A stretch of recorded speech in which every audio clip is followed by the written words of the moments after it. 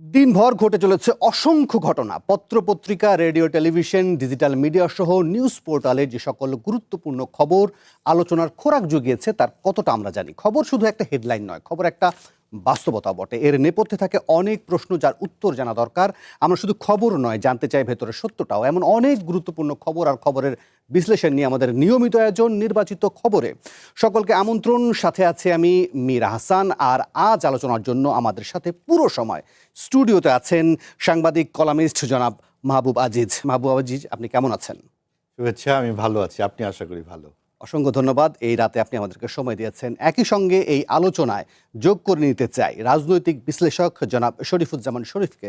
শরীফুজ্জামান শরীফ, আপনি কেমন আছেন? জি, ভালো আছি। অসংখ্য ধন্যবাদ, আপনিও আমাদেরকে সময় দিয়েছেন। এছাড়াও এই আলোচনায় অনলাইনে আমাদের সাথে যোগ দেবেন একাধিক অতিথি, তাদের মতামত জানবো। তবে আজ নির্বাচিত খবর হিসেবে আমরা যে খবরটিকে নির্বাচন করেছি সেখানে বলা হচ্ছে পশ্চিমবঙ্গের বিধানসভা নির্বাচনে তৃণমূল কংগ্রেসকে হটিয়ে পশ্চিমবঙ্গে বড় জয়ের পথে বিজেপি। মমতার দুর্গে হানা দিয়েছেন নরেন্দ্র মোদী। অন্যদিকে তামিলনাড়ুর বিধানসভা নির্বাচনে মাত্র 2 বছর আগে গড়া রাজনৈতিক দল নিয়ে চমক দেখিয়েছেন দক্ষিণের নায়ক থালাপাতি বিজয়। চলুন সেই প্রতিবেদনটি দেখে আসি। পশ্চিমবঙ্গে মমতার তৃণমূল দুর্গকে ভেঙে দাপুটে জয় তুলে নিয়েছে নরেন্দ্র মোদীর বিজেপি। সরকার গড়তে 147টি আসনের প্রয়োজন হলেও প্রথমবারের মতো বঙ্গ জয়ে 200 আসনের মাইলফলক পেরিয়েছে দলটি। ভোটের লড়াইয়ে মমতা বন্দ্যোপাধ্যায়ের তৃণমূল অনেকটাই বিপর্যস্ত। হাড্ডাহাড্ডি লড়াইয়ের পর ভবানীপুরের নিজ আসনেও শুভেন্দু অধিকারীর কাছে বড় ব্যবধানে পরাজিত হয়েছেন তিনি। শুভেন্দু জয় তুলে নিয়েছেন আরেক আসন নন্দীগ্রামেও। প্রথমবার পশ্চিমবঙ্গে ভূমিধস বিজয়ে খুশিতে মেতে উঠেছে বিজেপি শিবির। ধুতি পাঞ্জাবি পরে দিল্লিতে দলটির সদর দপ্তরে দেয়া বক্তব্যে বাংলায় পদ্মের এই জয়কে গণতন্ত্র ও সংবিধানের বলে ঘোষণা দিয়েছেন নরেন্দ্র মোদী। বাংলায় পরিবর্তন, পশ্চিমবঙ্গ ভয়মুক্ত হয়েছে, এমন সব কথাও জানান তিনি। প্রধানমন্ত্রী আশ্বাস দেন অনুপ্রবেশকারীদের বিরুদ্ধে পদক্ষেপ নেয়ার। কেন্দ্রীয় স্বরাষ্ট্রমন্ত্রী অমিত শাহ বলছেন, পশ্চিমবঙ্গে অনুপ্রবেশকারীদের রক্ষকদের বিরুদ্ধে চূড়ান্ত জবাব হয়ে এসেছে এই জয়। পশ্চিমবঙ্গে ভোট গণনায় 100টির বেশি আসনে লুটের অভিযোগ এনেছেন মমতা বন্দ্যোপাধ্যায়। কেন্দ্রীয় বাহিনী, নির্বাচন কমিশন, প্রধানমন্ত্রী মোদী, স্বরাষ্ট্রমন্ত্রী অমিত শাহের বিরুদ্ধে অভিযোগ জানান তিনি। জানিয়েছেন আবারও ঘুরে দাঁড়াবে তার দল। মমতার পরাজয়ের দিনে হেরেছেন তৃণমূলের তারকা ও হেভিওয়েট অনেক প্রার্থীও। ব্রাত্য বসু সহ তৃণমূল সরকারে থাকা 1 ডজনের বেশি মন্ত্রী নিজ নিজ আসনে হেরে গেছেন। মার্জিয়া উপমা, ওয়ান ইন্টারন্যাশনাল ডেস্ক। আমরা প্রতিবেদনটি দেখছিলাম। মাহবুব আজিজ, আমরা যদি একটু স্মরণ করি, বহু বছর আগে অটল বিহারী বাজপেয়ী, বিজেপির যিনি প্রধানমন্ত্রী ছিলেন, তিনি আক্ষেপ করে বলেছিলেন যে ভারতের বিভিন্ন প্রান্তে বিজেপি একটা ভালো শক্ত অবস্থান গড়লেও পশ্চিমবঙ্গে তারা সেটা পেরে ওঠেননি। এটা তার জন্য ছিল একটা অত্যন্ত কষ্টকর বিষয়। এখন আমার প্রশ্নের জায়গাটা হচ্ছে যে আপনার কি মনে হয় যে এত বছর পর সেই প্রয়াত প্রধানমন্ত্রীর কষ্টটা কি লাঘব হলো? পাশাপাশি বিজেপির এই জয়ের নেপথ্যে আসলে কি কাজ করেছে? ধন্যবাদ, শুভেচ্ছা সবাইকে। দেখুন, এটা তো আর একদিন দুদিনের ঘটনা নয়। এই যে এই ধরনের একটি বিস্ময়কর ফলাফল ঘটবে পশ্চিমবঙ্গের নির্বাচনে, এটা তো আমরা যখন 80-90 দশকে বড় হয়েছি তখনও বোধহয় ভাবতেও পারিনি। আমাদের শৈশবের সঙ্গে যেহেতু প্রতিবেশী পশ্চিমবঙ্গ, সেখানে বাম জোটের কিন্তু একটা সম্পর্ক আছে। বাম জোট দীর্ঘকাল, অন্তত 30 বছর ক্ষমতায় ছিল। কেন বাম জোটের এই পতন হলো পশ্চিমবঙ্গে? যেহেতু আমাদের প্রতিবেশী অঙ্গরাজ্য, ভারতেরই অঙ্গরাজ্য, তারপরেও আমাদের এই অভিজ্ঞতা আছে যে পশ্চিমবঙ্গের মানুষ কিন্তু একটু ডাউন টু আর্থ। তারা সংস্কৃতি মনা, তাদের আপনি কলকাতায় যাবেন, কলেজ স্ট্রিটে এখনও লাইন ধরে বই পড়া হয়, গানের সন্ধ্যা হয়, কফি শপে সেই সরগরম থাকে, কফি একটা আড্ডা, সেই আমাদের কবিতা গান উপন্যাসের কলকাতা, নানান রকম সুমনের গানের কলকাতা। তো সেই কলকাতা পরিবর্তিত হয়ে 11 সালে মমতা বন্দ্যোপাধ্যায়ের হাতে বামজোট বিধ্বস্ত হয়ে গেল। তখন আমরা জানতে পারলাম এবং শুনলাম, তখনকার অ্যানালাইসিস ছিল এরকম যে বাম তো দুর্নীতিগ্রস্ত হয়ে গেছে, বাম মুখে নানান রকম নীতি কথা বলে, আসলে বাম চলে গেছে দুর্নীতির মধ্যে। সেরকম অনেক রকম প্রমাণাদি উপস্থাপিত হলো এবং বলা হলো যে এখন আর চলে না এই সমস্ত পুরনো নীতিবাক্য ইত্যাদি, চলে না, পরিবর্তন দরকার। এবং আমরা দেখতে পেলাম যে সানন্দার মতো পত্রিকাতেও প্রচ্ছদে বাংলা এবং ইংরেজির মিশেল খিচুড়ি বাংলা, এই যে জিনিসগুলো তৈরি হতে শুরু করলো। বাংলা পুরো 3টি বাক্য পশ্চিমবঙ্গে অনেকেই বলতে পারেন না, এরকম দেখা গেল। তাদের চলচ্চিত্রগুলোর মধ্যেও আমরা দেখতে পেলাম এই ধরনের বাংলা ইংরেজি মিশেল। ধীরে ধীরে এক ধরনের সাংস্কৃতিক পরিবর্তন কিন্তু সূচিত হচ্ছিল এবং সেটা আপনি 11 সালের পর থেকে এই 14-15 বছরে অনেক কিছু ঘটে গেছে বাংলাদেশের সাথে। বাংলাদেশেও একটা দীর্ঘস্থায়ী আওয়ামী লীগের শাসন ছিল 8 সাল থেকে 24 সাল পর্যন্ত। একটা প্রত্যাশা ছিল যে পাশাপাশি প্রতিবেশী দুই জায়গাতেই নারী প্রধানমন্ত্রী, নানান রকম সমঝোতা, নানান রকম পারস্পরিক এক ধরনের সমন্বয় দেখব। উল্টোটা হয়েছে। তিস্তার পানির ব্যাপারে মমতা সরাসরি ব্যক্তিগতভাবে তিনি এটা রুখে দাঁড়িয়েছিলেন ইত্যাদি নানান কিছুই ঘটেছে। আবার এদিকে তিনি ইসলামিক কার্ডও খেলেছিলেন কিন্তু কয়েক দফাতে। এবারও ইসলামিক ভোটগুলো নিয়ে, মানে মুসলিম ভোট নিয়ে অনেক রকম কথাবার্তা হয়েছে। এবং এবার যে ঘটনাটি ঘটেছে, আমি আপনাদের এখানে যুক্ত হবার আগে উঠতে উঠতে আমি ভারতীয় এক সাংবাদিক বন্ধুকে ফোন করেছিলাম যে আমি একদম সরি, আমি এটা বন্ধ করে দিই। তাহলে আপনি এটা বন্ধ করতে থাকুন, আমি এই ফাঁকে একটু শরীফুজ্জামান শরীফকে তার প্রাথমিক মন্তব্যটা জানতে চাইবো, কিন্তু এই ফাঁকে যদি আপনি অনুমতি দেন আমি একটু যোগ করে নিতে চাই। কলকাতা থেকে আমাদের সাথে যোগ দিচ্ছেন দৈনিক আজকালের জ্যেষ্ঠ প্রতিবেদক তারেক হাসান। আমরা বরং কলকাতার অবস্থা জানি, কলকাতার অবস্থা জানতে পারলে বরং আমাদের আলোচনার মধ্যে অনেক ধরনের তথ্য যোগান দেবে। আমি একটু তারেক হাসান আপনার কাছে জানতে চাই যে আসলে এই ফলাফলের পর কতটা কলকাতাবাসীর জন্য কাঙ্ক্ষিত ছিল এই ফলাফল, এবং এরপর মমতা আসলে কি বললেন, কলকাতার অবস্থা কিরকম একটু বলবেন নিশ্চয়ই।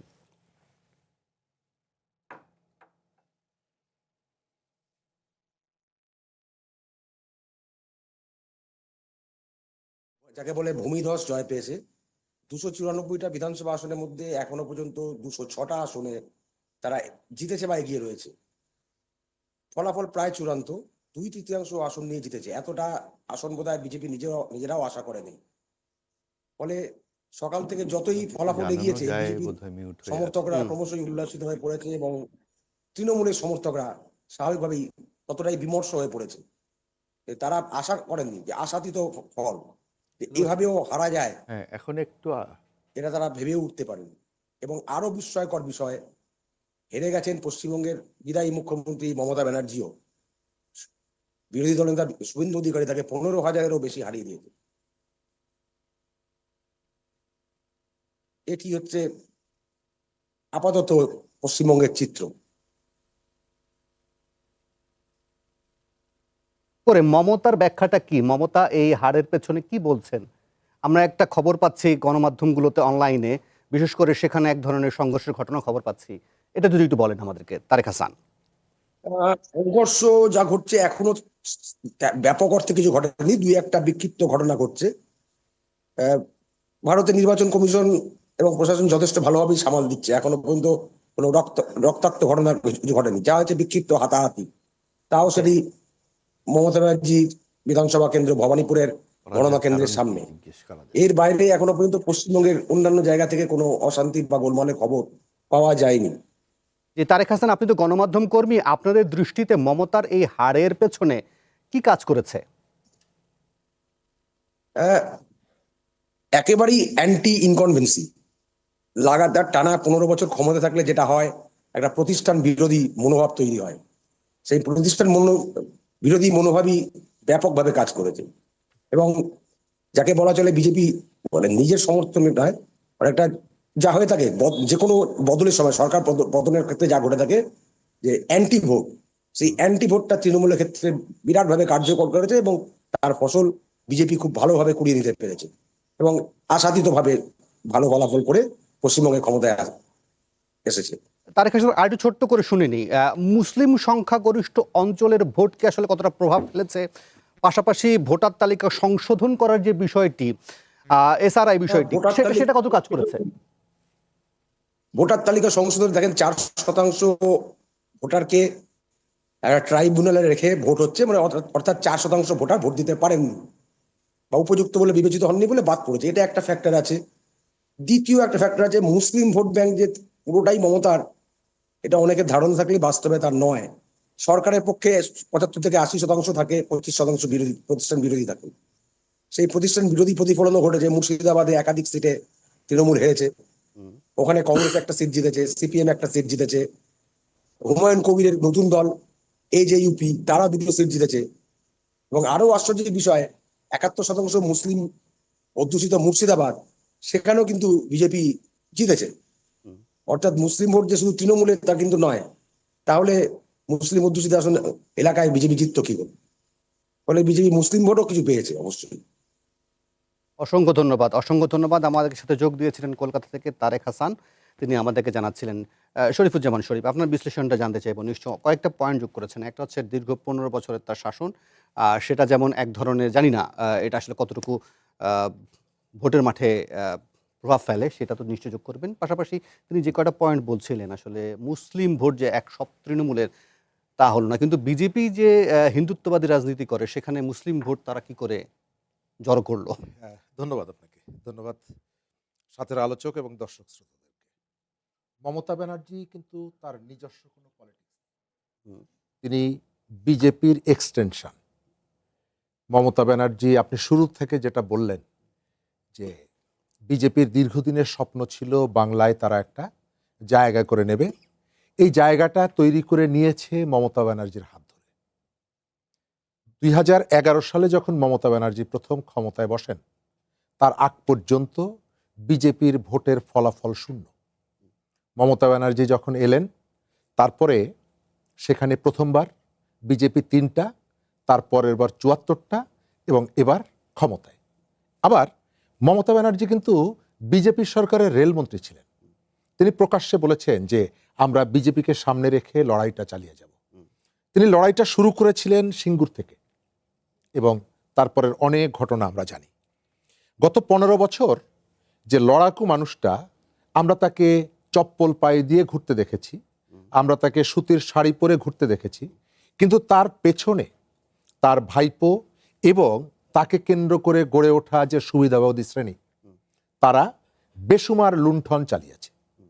পশ্চিমবঙ্গের কয়লা খনির থেকে শুরু করে, বালিমহল থেকে শুরু করে, জলমহল থেকে শুরু করে, এমন কোনো জায়গা নেই যেখানে তৃণমূল এটিকে নিজের করায়ত্ত করেনি। এবং তিনি মানুষকে ঠাট্টা করেছেন। তিনি তরুণদেরকে কাজের কথা যখন বলতে গেছে, তরুণরা তাদেরকে বলেছে চা পুরি নিয়ে রাস্তায় বসে পড়ো, এটি তো এক ধরনের তরুণদের কাজ। এবং এই কাজগুলো করতে গিয়ে তিনি এমন জায়গায় নিজেকে নিয়ে গেছেন, সেই জায়গাটা হচ্ছে তিনি নিজেই পরাজিত হলেন। এবং এই যে পরাজয়টা, এই পরাজয়ের ভেতর থেকে তার রাজনীতিও পরাজিত হলো। মুকুল রায় নামে তার দলের একজন সিনিয়র নেতা ছিলেন। বছর 2 আগে তিনি একটা অনুষ্ঠানে বারবার বলছেন যে আমাদের বিজেপি, আমাদের বিজেপি। তো পাশ থেকে তার আরেকজন তাকে মনে করিয়ে দিচ্ছেন যে আমাদের বিজেপি না, আমাদের তৃণমূল। তো তখন বলছেন ওই হলো একই তো জিনিস, যা বিজেপি সেটাই তৃণমূল। অর্থাৎ তাদের ভেতরের রসায়নটা ছিল এমন। আর বিভাজনের যে রাজনীতি, তার সুবিধা বিজেপি নিয়েছে। বিজেপির দীর্ঘ প্রস্তুতি, সারা ভারতব্যাপী তার যে নেটওয়ার্ক, এই জায়গাগুলো তো স্বাভাবিকভাবে আছেই। উন্মাদনা একটা বড় ভূমিকা পালন করেছে এবং এই উন্মাদনার জায়গাটায় ধর্মীয় বিভাজনগুলোকে তারা কাজে লাগিয়েছেন। কিন্তু অন্যান্য সময় যেভাবে বিভাজনটা কাজে লাগায়, সেই বিভাজনটা বিজেপি পুরোপুরি নিতে পারেনি। আবার সেখানকার যে সেকুলার ফ্রন্ট যেটা হয়েছিল, তারাও কিন্তু, এবং বিজেপির যে কৌশল হুমায়ুন কবিরকে দিয়ে নির্বাচনের ঠিক আগে একটা রাজনৈতিক দল ওপেন করা, এটাও কিন্তু একটা দীর্ঘমেয়াদী কৌশলের অংশ। এবং বিজেপি খুব পরিকল্পিতভাবে এখানে নির্বাচনে অংশগ্রহণ করেছে, টার্গেট করে যে তাকে বিজয়ী হতে হবে। আর মমতা ব্যানার্জির এই যে অন্যায়, অবিচার, অনিয়ম, দুঃশাসন, তার কতগুলো সোশ্যাল অ্যাক্টিভিটি ছিল। ওই যে লক্ষ্মী ভান্ডার টান্ডার, এই ধরনের কতগুলো কর্মসূচি ছিল, কিন্তু সেই কর্মসূচিতে তিনি মানুষকে টেনে আনতে পারেন। আর মূল বেসিক জায়গাটা হচ্ছে সুশাসন আর বিভাজন। রাইট, আমি এই ফাঁকে বরং আমাদের আরেক সহকর্মী সোলাইমান সবুজকে যোগ করে নেই। তিনি আমার সাথে কিছুক্ষণের মধ্যেই যোগ দেবেন। তার কাছ থেকে বরং আমরা শোনার চেষ্টা করব, জানার চেষ্টা করব সর্বশেষ আপডেট কি আছে সেখানকার। পাশাপাশি এটাও জানা দরকার এই ফলাফলকে আসলে মমতা কিভাবে ব্যাখ্যা করছেন। নিশ্চয়ই সোলাইমান সবুজ আমাদের সাথে যোগ দেবেন, কিন্তু আমি এই ফাঁকে বরং মাহবুব আজিজের কাছে এটা জানতে চাই যে ধরুন আমাদের বাংলাদেশের প্রসঙ্গ নিশ্চয়ই আমাদের কাছে ভীষণ রকমের গুরুত্বপূর্ণ। পশ্চিমবঙ্গের এই পরিবর্তন, আমরা একটা সময় জানতাম যে আমাদের তিস্তা চুক্তির ব্যাপারে সবচেয়ে বড় বাধা হয়েছিলেন মমতা ব্যানার্জি। এখন জানি না কতটুকু ভারতের নীতির পরিবর্তন হয় কিনা, এই মাথা চেঞ্জ হয়ে গেল, সেটা নিশ্চয়ই আপনি একটু ব্যাখ্যা করবেন। এবং একই সঙ্গে এটাও জানতে চাই যে ধরেন আপনি শুভেন্দু অধিকারীর যে বক্তব্য শুনবেন গত কয়েকদিন ধরে বা গত কয়েক মাস ধরে নির্বাচনের আগে আগে, তিনি নানানভাবে বলার চেষ্টা করছিলেন বাংলাদেশে অনুপ্রবেশকারী তথাকথিত রোহিঙ্গা, এইসব বিষয়গুলোকে তিনি বারবার আনছিলেন।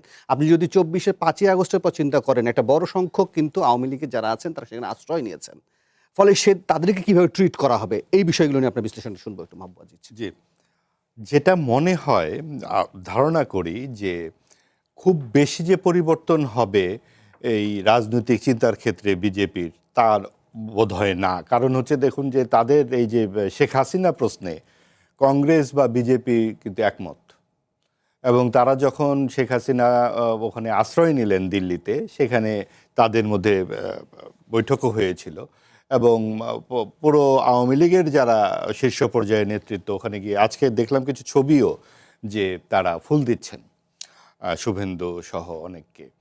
তো এটা প্রায় প্রকাশ্য, অর্থাৎ এই যে মেলবন্ধন বলা যায়, এটা বিজেপি কিংবা বিজেপি বরং তৃণমূলের চেয়ে হয়তো বেশি এগিয়ে থাকবে। আর একটা ব্যাপার হচ্ছে যে যখন আপনি ক্ষমতায় কেউ চেয়ারে বসে যায় তখন কিন্তু সে জয়ী রাজা, যত বেশি তার যে একটু দেখে শুনে রাখবে, কারণ তার তো আর হারানোর কিছু থাকছে না। যেরকম মনে হয় যে জয়ী হবার সাথে সাথে সব পিটিয়ে ধূলিসাৎ করে ফেলবে, ব্যাপারটা সেরকম হবার সম্ভাবনা কম।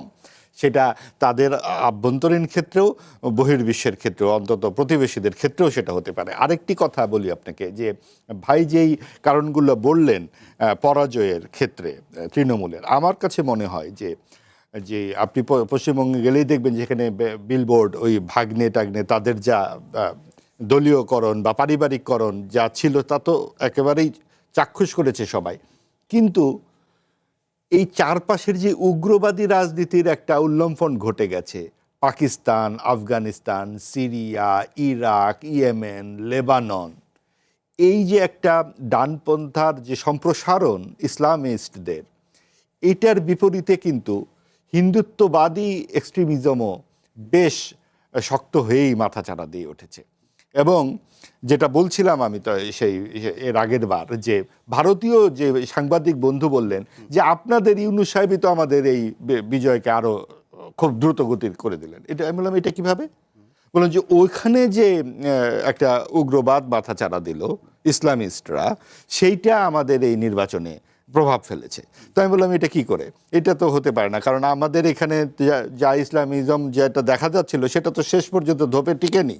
এখানে তো উদার মধ্যপন্থায় জিতে গেল নির্বাচনে, তো আপনারা তো ওখানে আটকাতে পারলেন না, আপনারা তো পুরো পশ্চিমবঙ্গে চলে এলো। আমার এইরকম একটা মন্তব্য ছিল।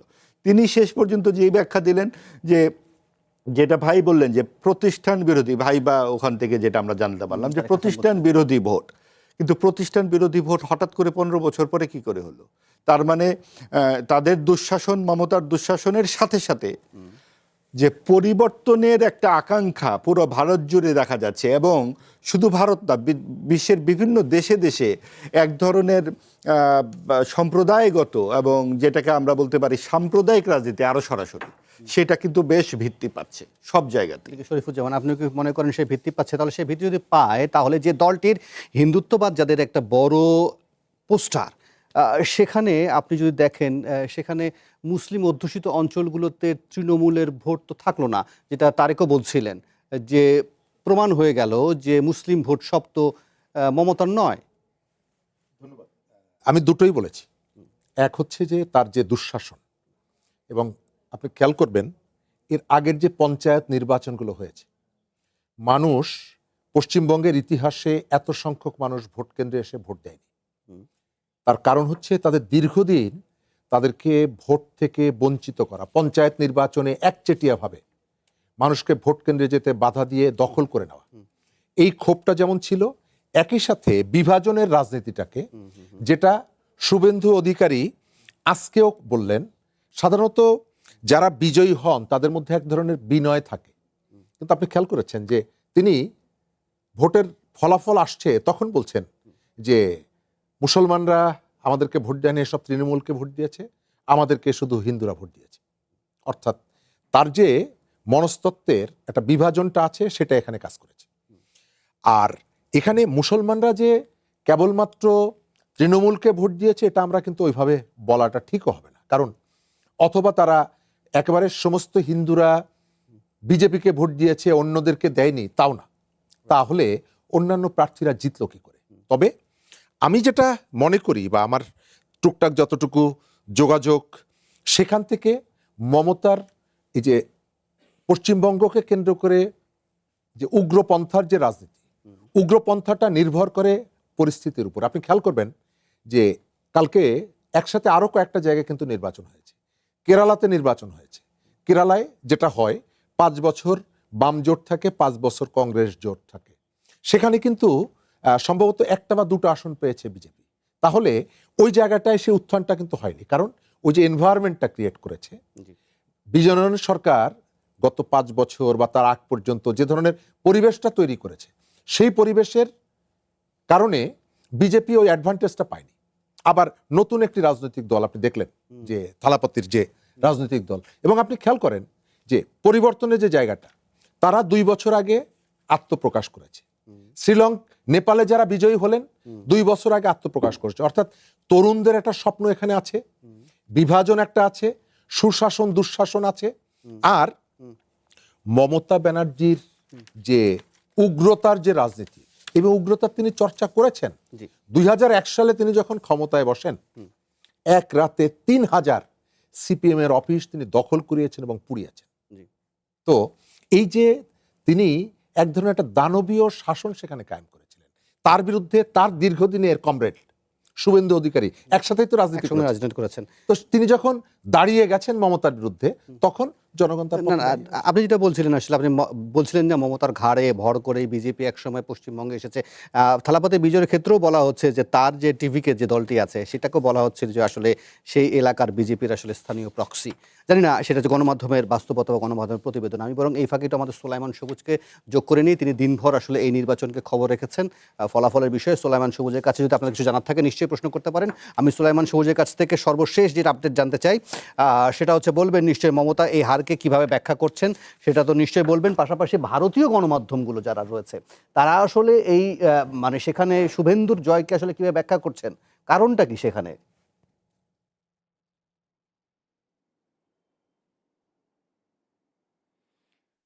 ধন্যবাদ। সারাদিনে আমরা যা দেখেছি যে পশ্চিমবঙ্গে 293টি আসনে নির্বাচন হয়েছে, যার মধ্যে 206টি এখন পর্যন্ত ফলাফলে দেখা যাচ্ছে যে 206টি আসনে বিজেপি জয়লাভ করেছে। এর পেছনে আসলে আপনি যেটা জানতে চাচ্ছেন মমতার রিয়াকশন, আপনি জানেন যে মমতা ব্যানার্জি এবছর এই নির্বাচনে শুধুমাত্র ভবানীপুর আসন থেকেই লড়াই করেছেন শুভেন্দু অধিকারীর সাথে। তো এখানেও তিনি 15,105 ভোটে হেরেছেন। তো দিনের প্রথম দিকে আসলে তাদের ভোটের ব্যবধান অনেক কম ছিল, মমতা এগিয়েই ছিলেন, কিন্তু যতই দিন গড়াচ্ছিল মমতার সাথে শুভেন্দুর ভোটের ব্যবধান বাড়ছিল।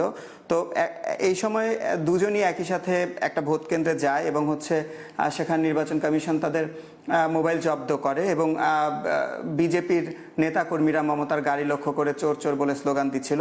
তো ওই জায়গায় ব্যাপক একটা মোটামুটি সংঘর্ষের মতোই হয়েছিল এবং মমতা বারবার অভিযোগ করেছিলেন যে 100-র বেশি আসনে আসলে লুটপাট হয়েছে। আর যদি আমরা যাই যে মমতার, এতক্ষণ আমি আলোচনা শুনছিলাম মমতার হারের কারণগুলো আমরা শুনলাম যে মমতার আসলে 15 বছরের শাসনে তার ইমেজ সংকট, ব্যাপক দুর্নীতি, বিশেষ করে তার নেতাদের ব্যাপক দুর্নীতি, বিশেষ করে নারী ইস্যুতে নিরাপত্তাহীনতা। বিশেষ করে আমরা যদি বলি যে আর যে কর, সন্দেশখালী, এই ইস্যুগুলোতে নারীদের ভোট আসলে বিজেপির কাছে গিয়েছে। তো বিজেপির একাধিক সূত্র থেকেও আমরা জানতে পেরেছি বিজেপি আসলে 5টা মূল পয়েন্ট ধরে আসলে বলছে যে তারা আসলে তাদের জয়লাভের পেছনের 5টা কারণ তারা ব্যাখ্যা করেছে, যে তারা আসলে নারী এবং তরুণ ভোটারদেরকে আকৃষ্ট করতে সক্ষম হয়েছে বেশি। এক্ষেত্রে বিজেপির একাধিক সূত্র থেকে আমরা জানতে পেরেছি যে বিজেপি বলছে 5% নারী ভোট তাদের বৃদ্ধি পেয়েছে এবং প্রায় 1.31 কোটি তরুণ ভোটারদের তারা আকৃষ্ট করতে সক্ষম হয়েছে। এছাড়া বিজেপি সরকারি চাকরিজীবীদেরকেও আমরা দেখতে পাচ্ছিলাম যে তারা নির্বাচনে প্রতিশ্রুতি দিয়েছিল যে তারা নির্বাচিত হলে 45 দিনের মধ্যে তারা 7ম বেতন কমিশন কার্যকর করবে এবং শূন্য পদে দ্রুত নিয়োগের ব্যবস্থা করবে। আর আমরা যেটা জানি যে পশ্চিমবঙ্গে আসলে সরকারি চাকরিজীবী ভোটার বেশি, এটাও তাদের একটা কারণ। আর তারপরে আপনি যেটা বলছিলেন যে তারা ভোটার তালিকাও সংশোধন করেছে, যেখান থেকে প্রায় 91 লাখ নাম সংশোধিত হয়েছে। এটা আসলে তাদের মোট ভোটারের প্রায় 10 থেকে 12% ধরা হয়। এটাও বিজেপির জয়ের একটা কারণ। যে অসংখ্য ধন্যবাদ সোলাইমান সবুজ। আমাদেরকে প্রায় 8টি কারণের মধ্যে 3টি কারণ বলছিলেন নারী ভোটার, এবং একই সঙ্গে বলছিলেন যে নতুন ভোটারদেরকে তারা আকর্ষণ করতে পেরেছে, সরকারি কর্মচারীদের মন জয় করতে পেরেছেন, এবং আরেকটি তিনি বলছিলেন যে SIR এর যে ভোটার তালিকা সংশোধনের বিষয়টি সামনে এসেছে, সেটাও তারা বলছেন এটা বিজেপির ভাষ্য যে তারা তাদের সেখানে ভোট বৃদ্ধি বা তাদের সেখানে জয়ের পেছনে কারণটা। আমি এটা বিরতি নেব, বিরতির পর চেষ্টা করব যে অন্য একটা ইস্যুকে নিয়ে আসতে, যেটা আজকে দিনভর গণমাধ্যমে বা সোশ্যাল মিডিয়া বা মানুষের মধ্যে আলোচনার মধ্যে খোরাক জুগিয়েছে, সেটা না চেষ্টা করবো। পাশাপাশি আপনাদের কাছে জানতে চেষ্টা করব যে এই বিষয়ে যদি আপনার কোনো মন্তব্য থাকে, নাহলে আমি অন্য বিষয়ে চলে যাব। তবে তার আগে নেব ছোট্ট একটা বিরতি, ফিরছি একটু পর।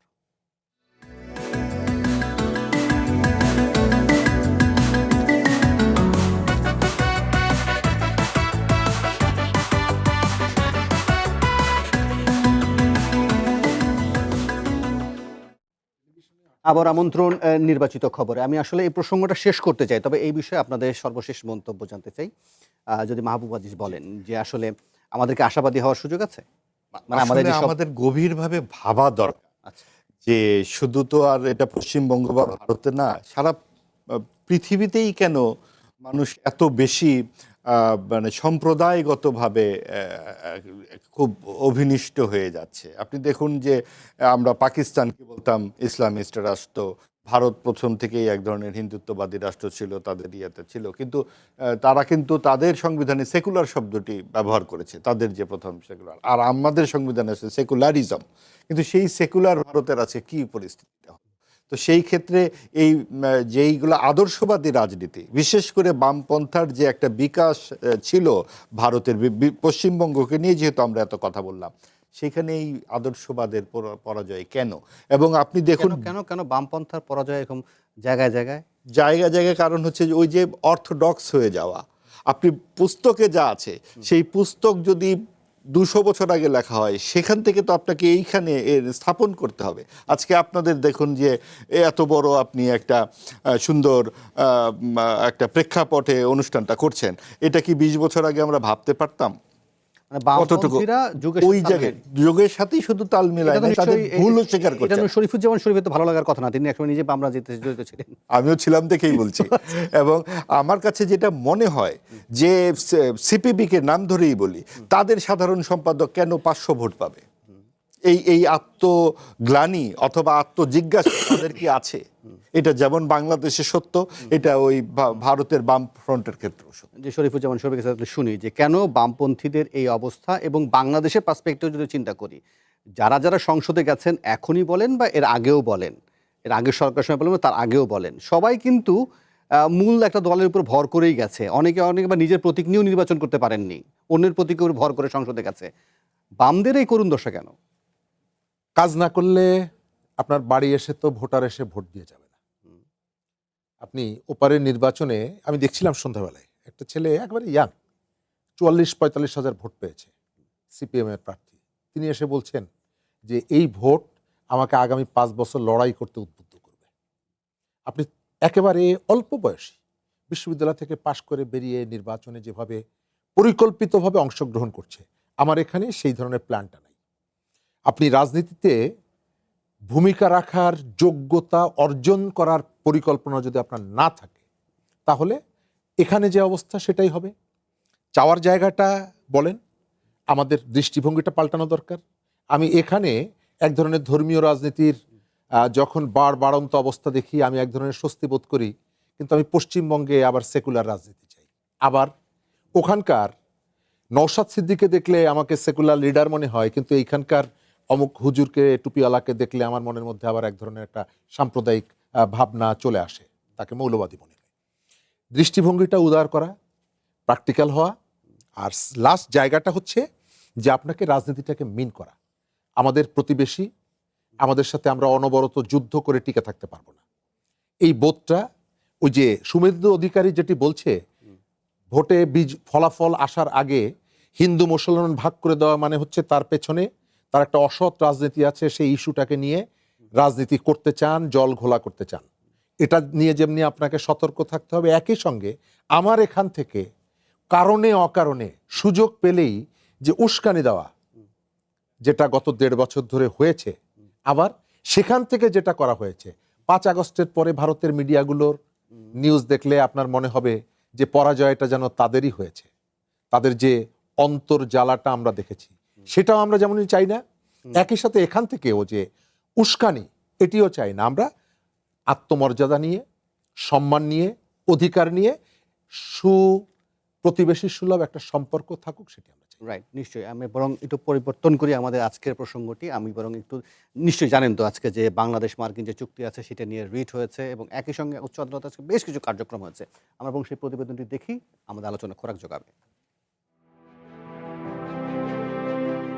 জাতীয় নির্বাচনের মাত্র 3 দিন আগে গত 9 ফেব্রুয়ারি আমেরিকার সাথে এক বাণিজ্য চুক্তি করে বাংলাদেশ, যা ঘিরে শুরু থেকেই ছিল আলোচনা সমালোচনা। সরকারি তথ্য অনুযায়ী এই চুক্তির আওতায় যুক্তরাষ্ট্র বাংলাদেশের উপর আরোপিত পাল্টা শুল্ক 37% থেকে কমিয়ে 19% নামাতে সম্মত হয়েছে এবং কিছু নির্দিষ্ট পণ্যে শূন্য শুল্ক সুবিধার পথও খুলেছে। এই প্রেক্ষাপটে সুপ্রিম কোর্টের একজন আইনজীবীর করা রিটে দাবি করা হয়েছে, এই চুক্তির আওতায় বাংলাদেশকে মানতে হবে 131 শর্ত, তবে যুক্তরাষ্ট্রকে মাত্র 6টি। এতে অর্থনৈতিক সার্বভৌমত্ব ও জনকল্যাণ সুরক্ষায় বাংলাদেশ ব্যর্থ হয়েছে বলে মন্তব্য করেন রিটকারী আইনজীবী। এই কন্ট্রাক্টে আমাদের আইনের একটা টার্ম আছে যে শ্যাল বললে একটা মিনিং বোঝায়, মে বললে একটা মিনিং বোঝায়। এখানে বাংলাদেশ শ্যাল এই 32 পাতার কন্ট্রাক্টে আছে হলো 131 বার, আর ইউএস শ্যাল মানে ইউএস এটা করবে, এটা আছে হলো মাত্র 6 বার। এই যে অসম চুক্তি বা কন্ট্রাক্টের যে ভারসাম্যের যে জায়গাটা, এটা আমাদের মনে হয়েছে যে এটা এক ধরনের মানে ডিক্টেটর টাইপ কন্ট্রাক্ট। আইনজীবীরা বলছেন, আন্তর্জাতিক চুক্তি অবশ্যই রাষ্ট্রের স্বার্থ রক্ষা করে হতে হবে। যদি সাংবিধানিক বা প্রক্রিয়াগত প্রশ্ন ওঠে, আদালতের এখতিয়ার রয়েছে বিষয়টি পর্যালোচনার। এই চুক্তির মাধ্যমে সার্বভৌমত্ব আমি সারেন্ডার করেছি। আমাকে তেল কিনতে গেলে কথা বলতে হয়, আমার দেশে নাকি কৃষি পণ্য ওইখান থেকে আনতে হবে, ওই কৃষি পণ্য এবং ওই বেশিরে বাংলাদেশের কৃষকরা কি ব্যবহার করতে পারবে, তাদের সে এক্সপার্টিস আছে, এটা তো বড় প্রশ্ন। এগুলো রাজনৈতিক সিদ্ধান্ত, রাজনৈতিক মারপ্যাচের কারণেই করা হয়েছে। এখন কি সিদ্ধান্ত আসে আমরা ওয়েট করি। এদিকে ইউনূসের নেতৃত্বাধীন অন্তর্বর্তী সরকারের সময় নেওয়া বিভিন্ন সিদ্ধান্ত, আইন প্রণয়ন, সংস্কার কমিশন গঠন ও দেশি বিদেশি চুক্তির বৈধতা চ্যালেঞ্জ করেও রিট হয়েছে আদালতে। একই সাথে ইউনূসের বিরুদ্ধে কোনো দুর্নীতির অভিযোগ রয়েছে কিনা তাও খতিয়ে দেখতে চাওয়া হয়েছে। Rakibul Rahat, one news, Dhaka. আমার প্রতিবেদনটি দেখছিলাম মাহবুবাজি, আজকে দেখলাম তো আদালতের রিট হলো। যদিও ধরেন এই চুক্তির ব্যাপারে বলা হচ্ছিল যে অন্তর্বর্তী সরকারের মেয়াদ শেষের ঠিক 3 দিন আগে চুক্তিটা হলো। এরপরে আমরা দেখতে পেলাম যে যুক্তরাষ্ট্রের সুপ্রিম কোর্ট 20 ফেব্রুয়ারি এইটাকে এই বলে খারিজ করলেন যে আসলে যুক্তরাষ্ট্রের প্রেসিডেন্টের আসলে একটা নির্বাহী আদেশে আসলে এরকম একটা দীর্ঘমেয়াদী চুক্তি করার কোনো এখতিয়ারের বিষয়টি তিনি সামনে নিয়ে আসলেন। কিন্তু এরপরে আমরা দেখলাম যে এটা করে যেটুকু কমলো তাতে 1% শুল্ক আমাদের কমলো। আসলে এই 1% শুল্ক কমাতে গিয়ে আমরা আসলে কি করলাম, কি হারালাম, কি পেলাম? আর নিশ্চয় দেখলেন যে আদালতে যে বিষয়টি এলো, এতে আসলে কোনো কিছু আশাবাদী হওয়ার সুযোগ আছে? দেখুন, আদালতে এলো, কিন্তু বিস্ময়ের বিষয় হচ্ছে যে 12ই মার্চ যখন এই ত্রয়োদশ জাতীয় সংসদের প্রথম অধিবেশন শুরু হলো, 1.5 মাস চলল। সেখানে আমরা জুলাই সংস্কার সনদ নিয়ে অনেক বাহাস শুনলাম, অধিকাংশই তাই। জন আকাঙ্ক্ষা বা জনপ্রত্যাশার যে অন্যান্য বিষয়গুলো সেখানে অনেকটাই অনুপস্থিত ছিল। কিন্তু এত বড় একটি ঘটনা যে 12ই ফেব্রুয়ারি নির্বাচন হচ্ছে, তার 3 দিন আগে অন্তর্বর্তী সরকার এরকম একটি চুক্তি করেছেন যেখানে বাংলাদেশের স্বার্থ, এটা তো যে কোনো সাধারণ বুদ্ধির মানুষই বলবে যে এটা আসলে কোনো দুটো স্বাধীন দেশের চুক্তি হতে পারে না। তো সেই জায়গায় সংসদে এটা নিয়ে কথা কোথায়? রুমিন ফারহানা একমাত্র একটি প্রশ্ন তুলেছিলেন, একটি আলোচনা করবার একটা উদ্যোগ নিয়েছিলেন। স্পিকার জানিয়েছেন যে এটা বিধিমতো হচ্ছে না, আপনাকে নোটিশ দিতে হবে। এইটুকুই হচ্ছে এই 1.5 মাসের আলোচনা। তাহলে দেখুন যে অন্তত এই ব্যাপারে সরকারি এবং বিরোধী দলের এক ধরনের মৌন সম্মতি আছে বলে আমাদের আশঙ্কা। কারণ আমরা তো জানি না যে অন্তর্বর্তীকালীন সরকার কেন এত তড়িঘড়ি করলো, এবং অন্তর্বর্তীকালীন সরকারের যে ঢাক ঢাক গুড়গুড়, বিভিন্ন বিষয়ে তাদের অকর্মণ্যতা, বিভিন্ন বিষয়ে তাদের প্রতারণা আমাদের মধ্যে অনেক রকমের শঙ্কা জাগায়। তারা যেমন মুক্তিযুদ্ধকে বিতর্কিত করেছে, তারা যেরকম নৈতিকতাকে বিতর্কিত করেছে, তারা যেমন সাম্প্রদায়িক রাজনীতিকে পৃষ্ঠপোষকতা করেছে, তারা কি দেশের স্বার্থকেও বিকিয়ে দিয়েছে কিনা সেই সন্দেহ জাগে যখন আমরা আজকে এগুলো বিস্তারিত পড়ছি। এইটা হতে পারে নাকি যে বাংলাদেশের মতো একটি দেশ সে যুদ্ধ বিমান কিনে বসে থাকবে? যেই দেশের মানুষের টিকা দিতে পারে না, হামে 300 অধিক শিশু মারা যায়, যেই দেশের মানুষ 3 বেলা খেতে পারে না, এরকম কোটি কোটি মানুষ আছে, তারা কিনা যুদ্ধ বিমান কিনবে, তারা কিনা মুরগি রপ্তানি করবে, আমদানি করবে থেকে, আমেরিকা থেকে। আমাদের মুরগি, আলু, পটল আনতে হবে আমেরিকা থেকে। বিমান বলতে বাংলাদেশে আকাশ সীমাকে কি নিরাপদ রাখতে হবে না?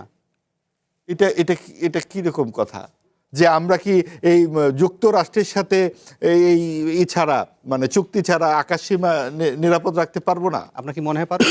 কেন নয়?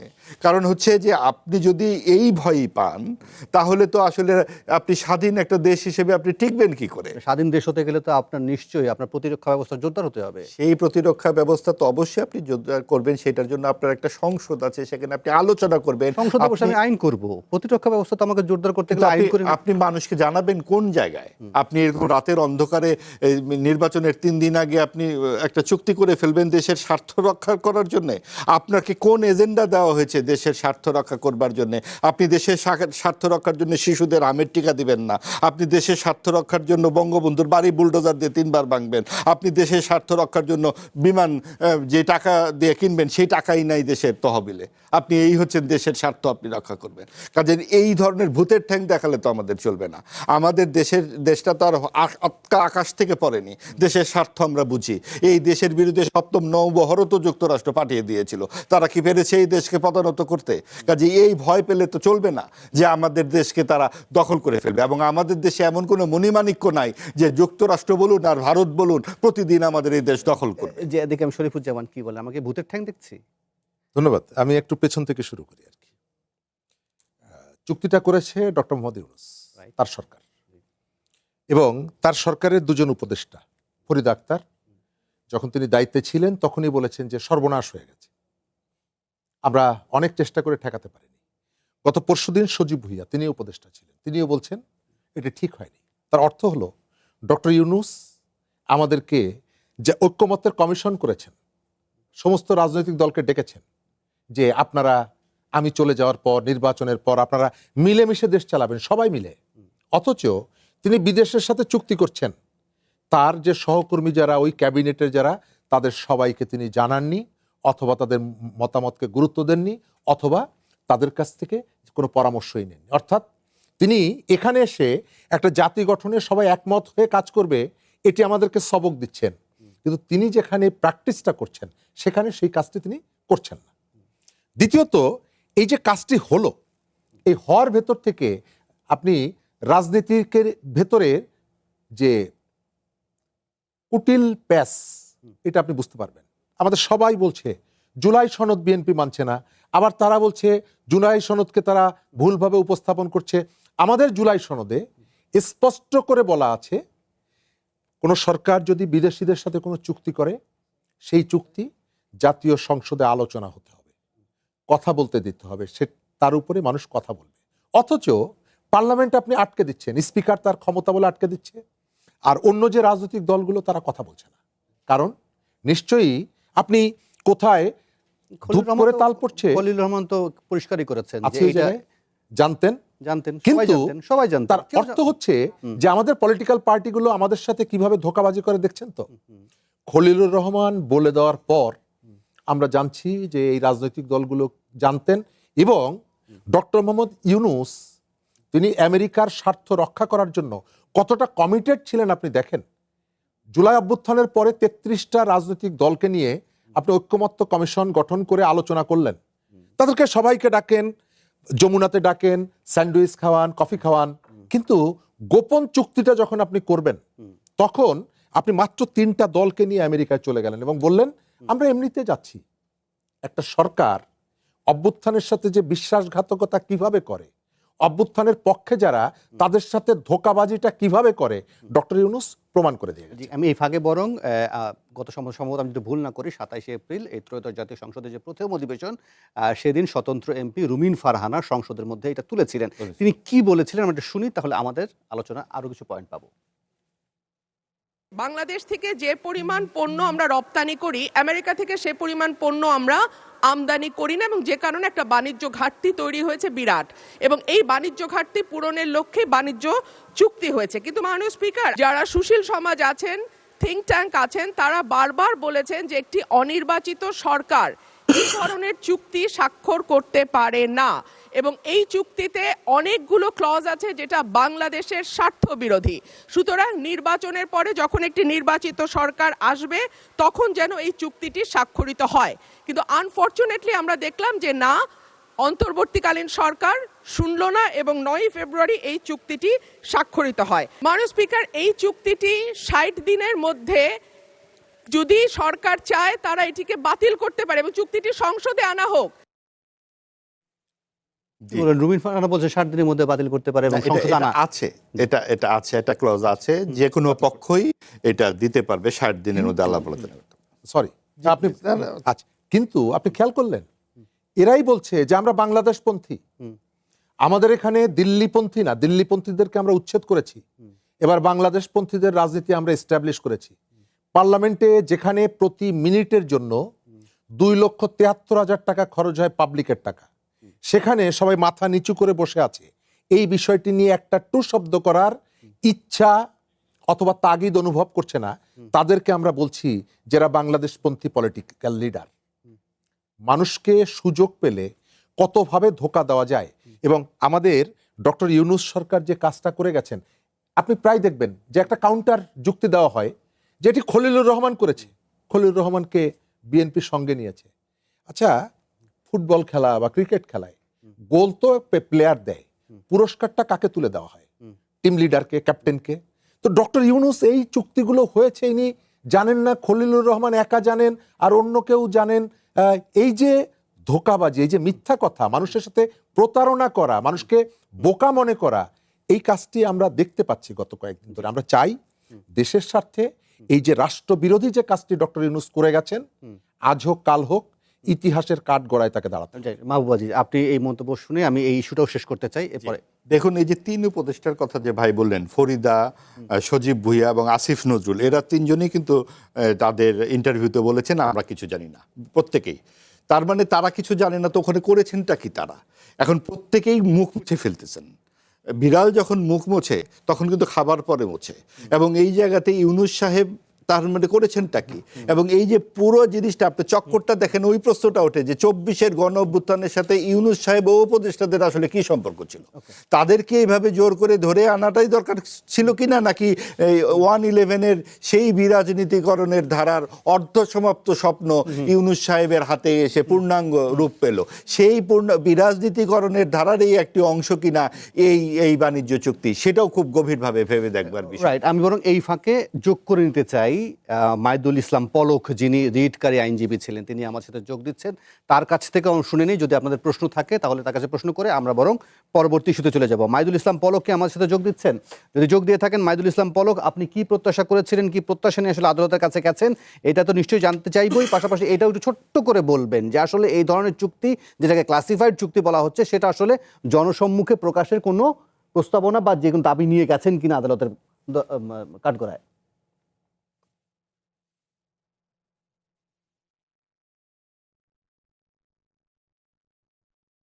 মাইদুল ইসলাম পলক শুনতে পাচ্ছেন?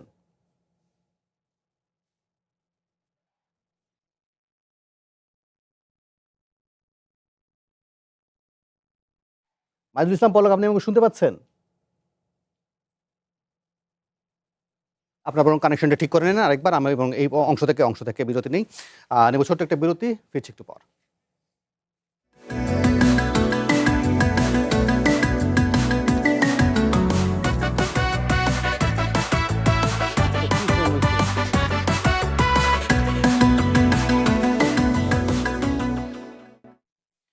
আবার আমন্ত্রণ নির্বাচিত খবরে। আমি আবার আলোচনা ঢুকতে চাই, তবে আলোচনার শুরুতে আপনাদেরকে বলতে চাই যে আমরা আবারও আজকে দিনভরের খবর হচ্ছে যে আবারও পুলিশের পোশাক পরিবর্তনের প্রসঙ্গটি সামনে এসেছেন। স্বরাষ্ট্রমন্ত্রী সালাউদ্দিন আহমেদ আজকে এই বিষয়টি জানিয়েছেন। আমরা বরং সেই তার বক্তব্যটা শুনি, তাহলে আমরা আলোচনা করতে পারবো।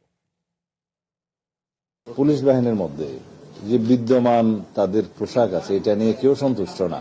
এই পোশাকটা আসলে ওয়াইডলি অ্যাকসেপ্টেডও হয় না। সেই জন্য পুলিশ বাহিনীর আবেদনের প্রেক্ষিতে আমরা বিষয়টা বিবেচনা করেছি। আগে যেটা ছিল মেট্রোর জন্য এবং সারা দেশের জন্য, সেটা আমরা বহাল রেখেছি। তবে প্যান্ট পাজামা সেটা আমরা খাকি ড্রেস দিয়েছি। শরীফুজ্জামান শরীফ, এই পুলিশের যে এই যে মাত্র কয়েক বছর আগেই পরিবর্তন হলো, আবারও পরিবর্তন হলো, এর আগেও আমরা ৩-৪ বারের পরিবর্তনের ইতিহাস পাই। এই যে বারবার পরিবর্তন, টাকা কে দেবে আসলে? আর পরিবর্তনই কি একমাত্র সমাধান পোশাক বদলের? অন্য কিছু পরিবর্তন হতে হবে না? ধন্যবাদ। কয়েকদিন আগে পুলিশ অ্যাসোসিয়েশন যেটা, তারা আনুষ্ঠানিকভাবে বলেছে যে এই পোশাকে আমরা স্বাচ্ছন্দ্য বোধ করছি না। আপনি যাকে পোশাকটা দিবেন তাদের সাথে কোনো আলোচনাই করেননি, আপনি চাপিয়ে দিয়েছেন। কে চাপিয়ে দিয়েছে? অন্তর্বর্তী সরকার। কেন চাপিয়ে দিয়েছে? এর ভেতর থেকে একটা ব্যবসা বের করার জন্য। অর্থাৎ কতটুকু ডিসঅনেস্ট হতে পারে একটা সরকার, যাকে পোশাকটা আপনি দিবেন তার সাথে কোনো আলোচনা ছাড়া নিশ্চয়ই এর ভেতর থেকে কয়েকশো কোটি টাকার বাণিজ্য করেছে।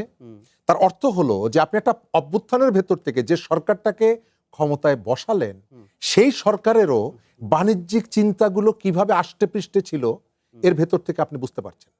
আমরা কি পুলিশের পোশাক বদল চেয়েছিলাম, নাকি পুলিশের আচরণ পরিবর্তন চেয়েছিলাম?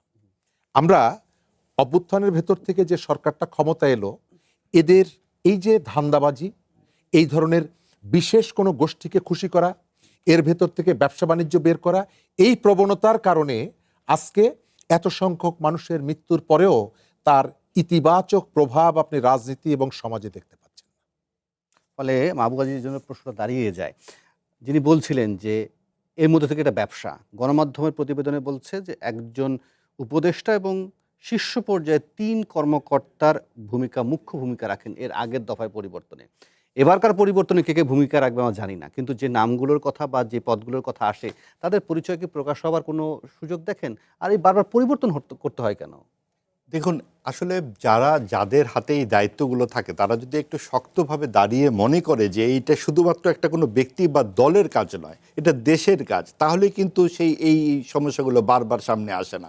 এই যে আওয়ামী লীগের দুরাচার নিয়ে, স্বৈরাচার নিয়ে আমরা এত কথা বলছি এবং অনেক খবর বার্তা আমরা জানছি, টাকা লুটের খবর আসছে, নানান কিছু, এবং অন্তর্বর্তী সরকার এসে একটি শ্বেতপত্র প্রণয়ন কমিটি তৈরি করলেন ডক্টর ইফতেখারুজ্জামান সাহেবের নেতৃত্বে, আপনাদের মনে পড়বে, অর্থনীতি বিষয়ক। তাহলে এই 18 মাসের দুর্নীতি নিয়ে কোনো শ্বেতপত্র তৈরি হবে না? নাকি আমরা আগামী 17 বছর বা 20 বছর শুনবো যারা ক্ষমতায় থাকবেন যে আওয়ামী লীগের দুঃশাসনের কারণে আমরা আর কিছু করতে পারতেছি না?